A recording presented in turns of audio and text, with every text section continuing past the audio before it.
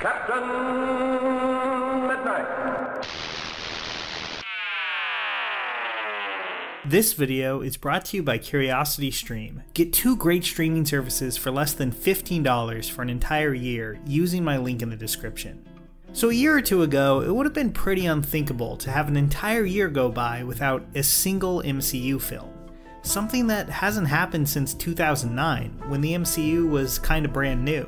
But now, here we are. As far as the big screen goes, Marvel is basically calling this year a wash and waiting things out, which is disappointing but pretty understandable. Still, that doesn't mean we're getting nothing from the MCU, as it's looking like WandaVision is lined up to finally come to Disney Plus around December. A few months ago, I made a very positive video about WandaVision's first trailer, and this latest one made me glad that I did, because I think this show might shape up to be something pretty special and unique, especially within the MCU. I'm going to talk about it today, but I also want to discuss the service it's on, Disney Plus. Salvo. Relax, Mom. No one takes better care of her husband. So, okay, it almost goes without saying that The Mandalorian was a massive hit. Baby Yoda was huge, and it gave Disney Plus the kind of big, buzzworthy show that services like HBO Max or Peacock were sadly lacking at launch, even if I do think one of those services is a lot better than Disney Plus overall. It's the platform's signature show, and I'm pretty impressed with how quickly they were able to get a new season out, considering the long waits between seasons of other expensive shows like Game of Thrones or even The Witcher. So I definitely don't want to minimize the show's success, but at the end of the day, it is just one show. Now, they also had a new season of Clone Wars, but assuming you aren't a big Star Wars person, Disney Plus has just been very, very thin in terms of original scripted TV shows. Assuming WandaVision does launch in December or even late November, that will mean the first MCU show is coming a full year after the launch of the service in America. Now, that wasn't the plan. Without the pandemic and some earthquakes in Puerto Rico, Falcon and the Winter Soldier would have come out in August. But even when you do take the pandemic into account, Disney Plus is releasing shows at a snail's pace. Probably because so many of the shows that were planned for this year, like Love, Victor, High Fidelity, and the Lizzie McGuire revival, were either scrapped or sent off to Hulu. And it hasn't helped that many of the service's original films, like Artemis Fowl, Magic Camp, and Mulan, have been received pretty poorly. Overall, I feel the popularity of the service almost entirely hinges on The Mandalorian, Clone Wars, and the back catalog of Disney classics. Now, that's definitely not nothing, but in terms of the variety of scripted shows, services that get far less buzz like Apple TV really blow it out of the water, at least so far. Which brings us back to WandaVision. Now, this video has been pretty negative, but I don't totally mean it to be. I do think there's a lot that Disney Plus can and probably already is doing to fix this problem, and WandaVision looks like it could be a big part of that. See, I think the biggest potential problems with these MCU shows is that they could come off as overlong and cheaper versions of the MCU movies. That remains my biggest concern with a show like Falcon and the Winter Soldier. But I'm far less worried about it with WandaVision, because from what we've seen, it just doesn't look like an MCU movie. And even though I like a lot of MCU movies, I think that's a really good thing. If they pull it off, it won't be trapped as the small screen imitation of a big screen formula. It'll break some new ground, something I'm very in favor of the MCU doing. Based on some of the characters' best comics, WandaVision is promising something a little more conceptually strange than your average MCU story. The new trailer spends a lot of time in this 50s sitcom setting, as we watch it go from cartoonish to disturbing. While mocking old sitcoms is nothing new, I really like the creepier edge that seems to be promised here. I think the highlight of the trailer for me is the dinner conversation between Wanda and Vision and another couple who are clearly a little off. If the show itself is as tense as this seems to be, I really think that could be unlike anything else in the MCU. It helps that the cast is great. Elizabeth Olsen and Paul Bettany return, obviously, and it looks like Kathryn Hahn will be a big part of the show as well, but even the smaller roles, like this creepy couple, are played by really fantastic character actors. Fred Melamed from the Coen brothers' underrated A Serious Man and that 70s show's Deborah Rupp. WandaVision will probably never be able to match the movies in terms of size and spectacle, so I think it's really smart of them on using their bigger TV budget to hire the best possible cast, even for the really small roles. That's why I'm so happy with shake and bake.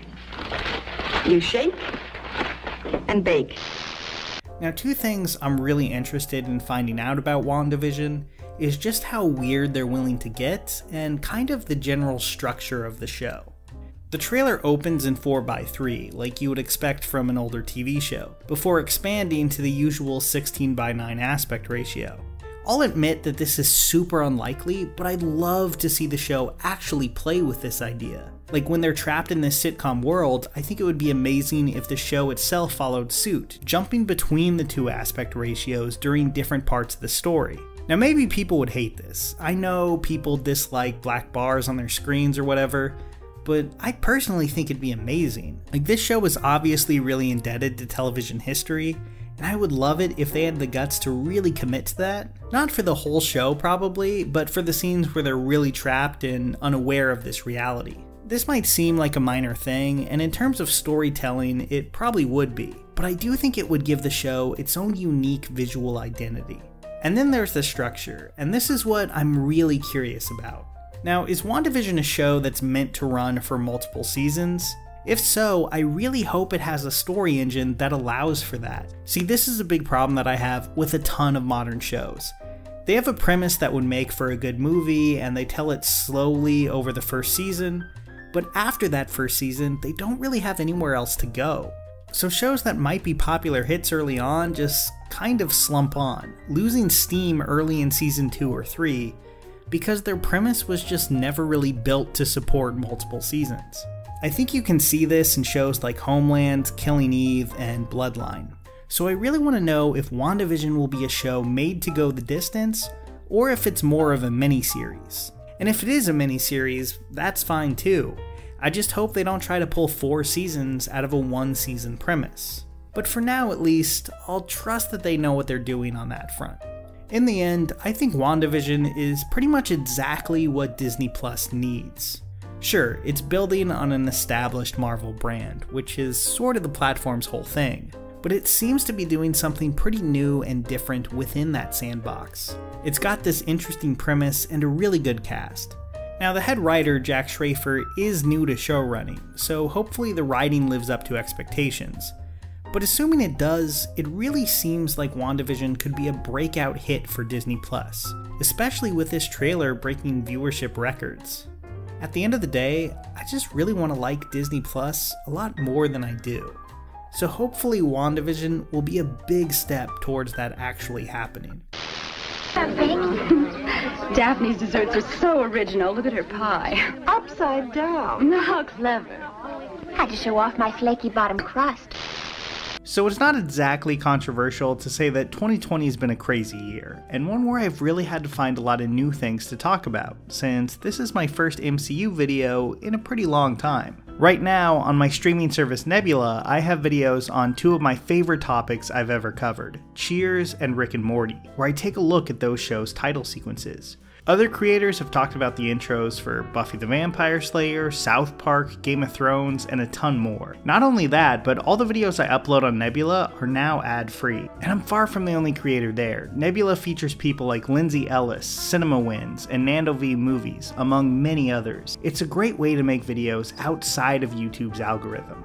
And if you sign up through CuriosityStream, you'll also get a great documentary streaming service at the same time, featuring docs on history, science, tech, and more. Right now, CuriosityStream is offering a 26% discount on the bundle, meaning you can get both for less than $15 a year. That's not for a month, that's for the whole year. So get this deal by going to curiositystream.com/captainmidnight. That's curiositystream.com/captainmidnight. Here's a special tip for the fellas and girls who have not already joined Captain Midnight's new 1940 Flight Patrol. You'd better hurry up and join at once, because there's a big adventure ahead. The thing to do now is to get started, because we're going to have not only barrels of fun, but loads of free gifts and prizes, too.